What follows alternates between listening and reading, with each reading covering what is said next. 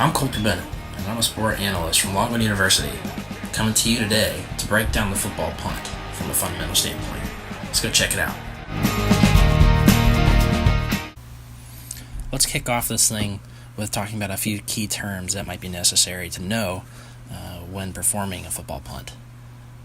So first, the actual punt is a football kick that is sent to the opposite side of the field for the opposing team. A snap is when the ball is tossed from the center to another player behind him to start a play. The line of scrimmage is a place on the field where the football is spotted at the previous play and the next play starts. A touchback, we'll get into that a little bit more here in just a few minutes, but pretty much is where a ball lands into the end zone on a kickoff, and the new offense is put straight onto the 20-yard line. And the end zone is the area at the end of the field where the offense must reach to score.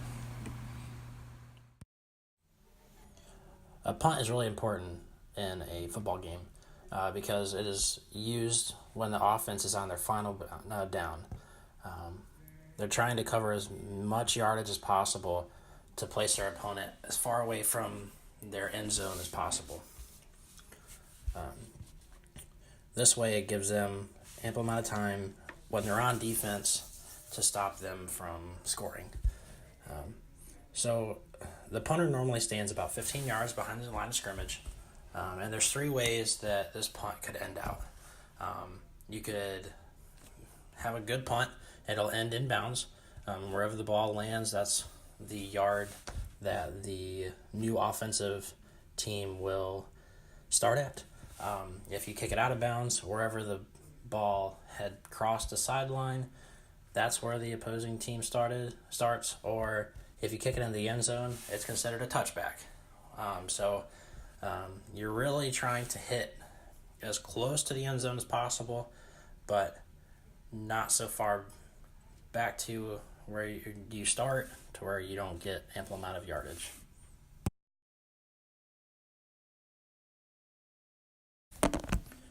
Now we're going to take a look at the body movements of a football punt. So we have two main focuses that we are looking at in the punt. One is the hip joint and the other is the knee joint. Now, in the hip joint, we have two sets of muscles that are doing most of the work. We have the rectus femoris and we have the iliopsoas. And what they're doing is they're pulling on the front part of the leg in order to give them the movement upward to give the force and the drive through the ball so it'll go flying. Now with the hip extension, the gluteus maximus muscles are the main working muscles for this movement. That is the loading phase of the punt. This is where you get a lot of your momentum and a lot of your potential energy that soon will be pushing through the ball. The knee joint shows a very similar movement with the flexion and extension. The knee flexion uses the bicep femoris, the semitendinosus, and the semimembranosus for the loading portion of the punt. To exert those forces onto the ball, quadriceps are used to extend the knee in order to make the ball fly. A punt is very much a linear movement skill. The body is always moving forward during the skill, as well as all the appendages that are moving, the leg, the arm. They're all flexing and extending in the same direction, in that sagittal plane. And a lot of that flexing and extending is on that transverse axis, whether it's the hip joint bending downward or the knee joint with the leg as like a pendulum, kicking the ball, and somewhat of the ankle joint. The ankle joint doesn't move a whole lot in this skill other than when it's hitting the ground, but it does still rotate on that transverse axis.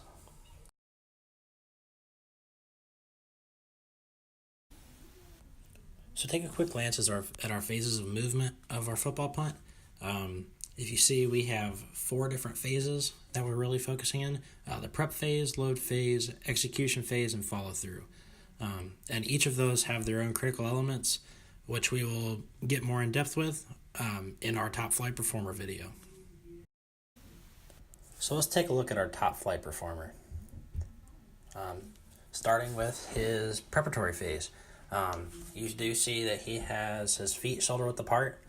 The football laces are facing upward. They do rotate throughout the video, but when he drops the ball, he does have the laces facing upward, and the ball is held slightly at a downward angle, and you'll see that as he goes through the prep phase.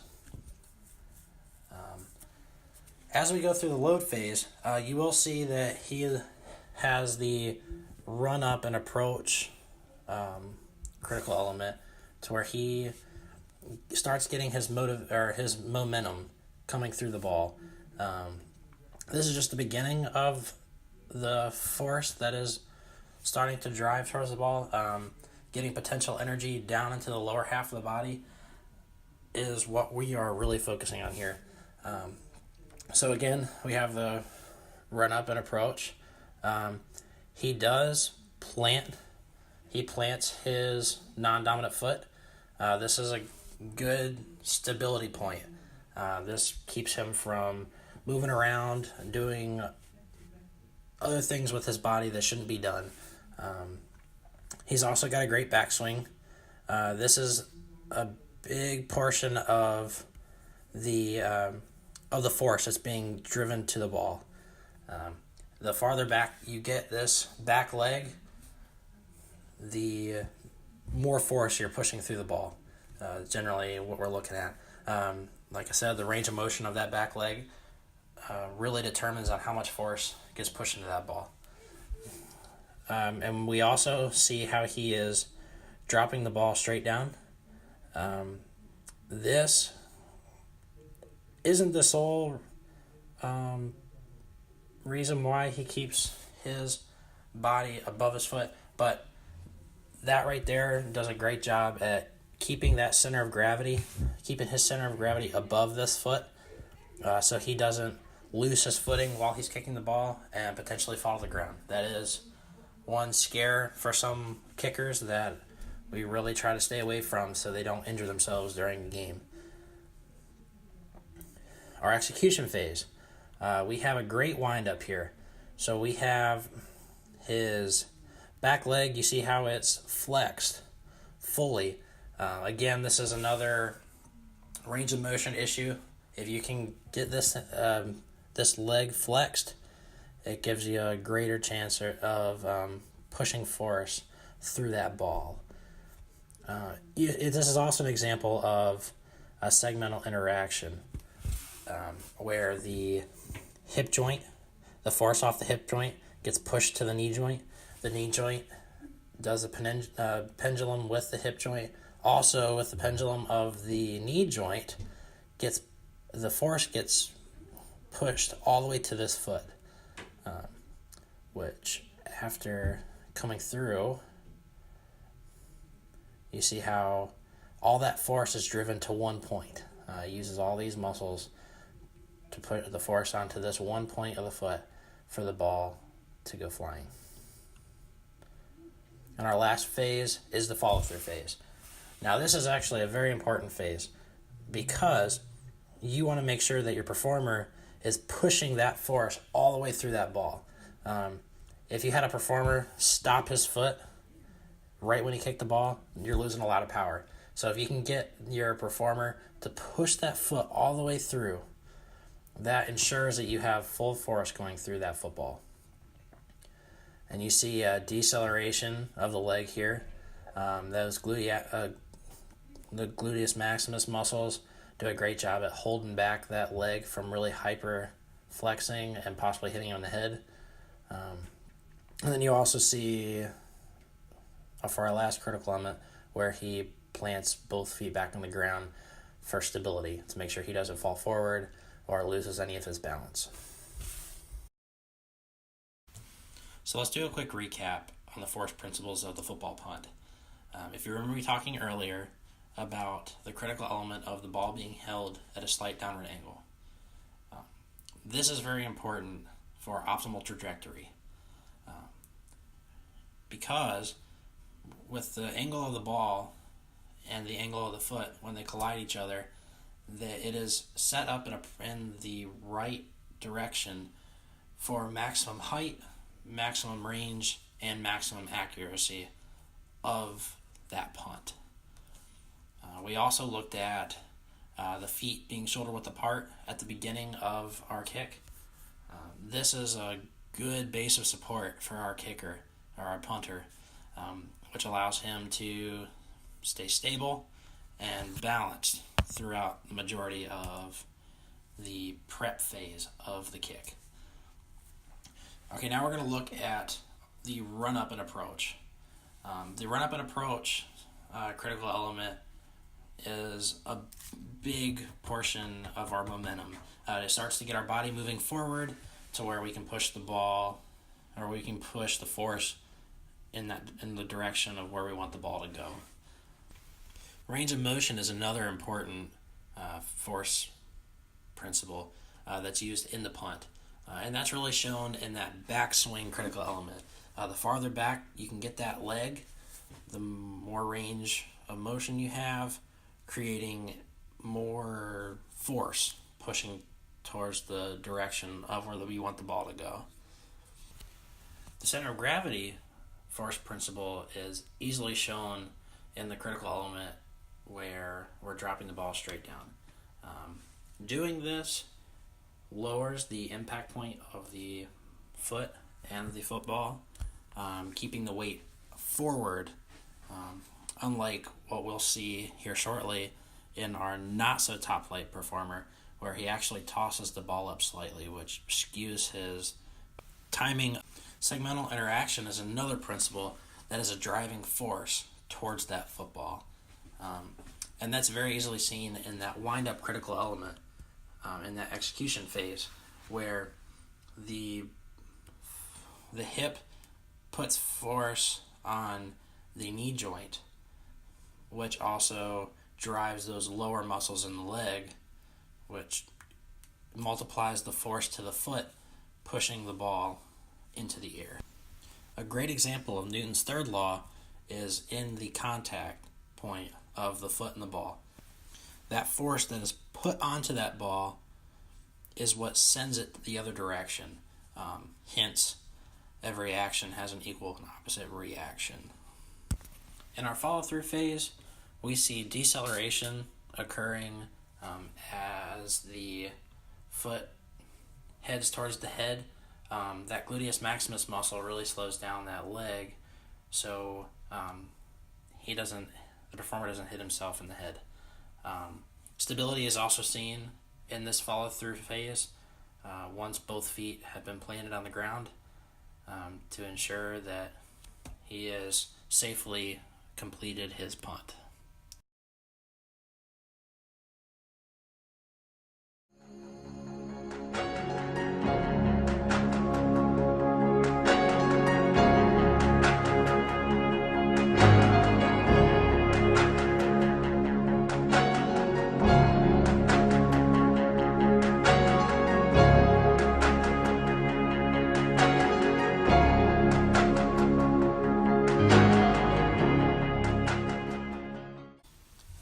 After watching our not-so-top flight performer perform his football punt, I noticed that he missed about 5 critical elements necessary to perform it successfully.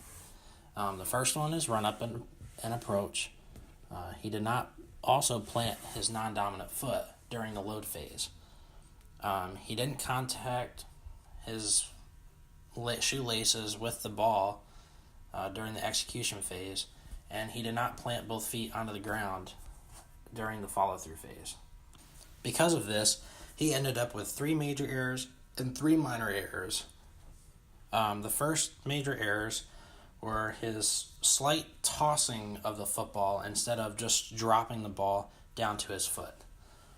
This really screwed up his timing and the interaction point between the ball and the foot. He had to bring his foot a little higher off the ground, which put his weight farther back, potentially putting him off balance.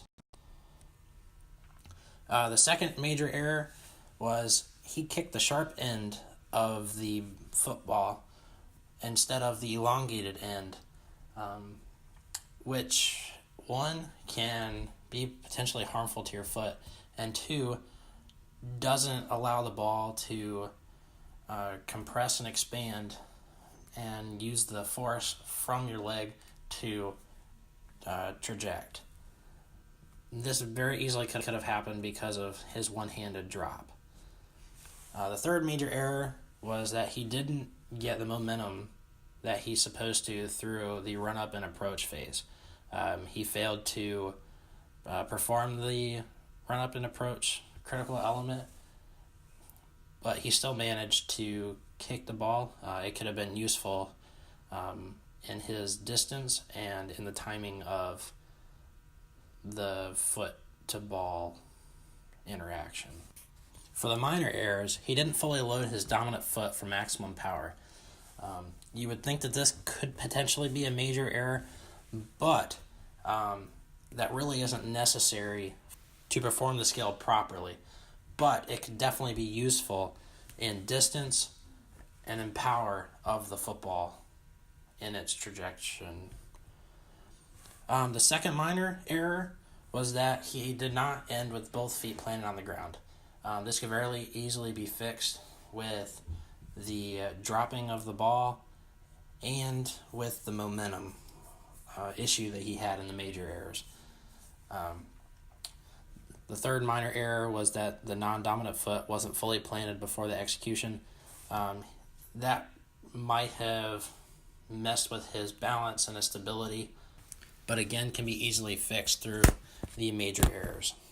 Now, my plan of action for our intervention for our not-so-top flight performer, the first thing would be to take 2 or 3 steps before the loading process. And to work on this, I would use the 8-6-4-2 drill. This is where you take 8 steps, you fake punt the ball, 6 steps, you dry punt the ball, 4 steps, you dry punt the ball, and 2 steps, you pump the ball. This does a great job at encouraging weight to stay forward, and it gives you a chance to feel the momentum that's being pushed towards the direction that the ball is wanting to go. The next thing I would focus on is the dropping of the ball. I would have the performer keep his arms and wrists straight out while holding the ball with both hands and just practice dropping the ball down while he's punting. This lowers the foot-to-ball contact point. It reduces the leg height to keep the center of gravity above his non-dominant planted leg. The next thing I would really focus on is trying to keep the weight forward during the execution and follow-through phase. Again, this also helps with the center of gravity above the leg. It also helps decelerating the dominant leg, as well as planting both feet after the punt. And the last thing I would look at is loading the dominant leg as far behind the performer as possible. Doing this will improve the foot-to-ball contact time, which could also keep the center of gravity above the leg and create more forward momentum for the body and the ball to project.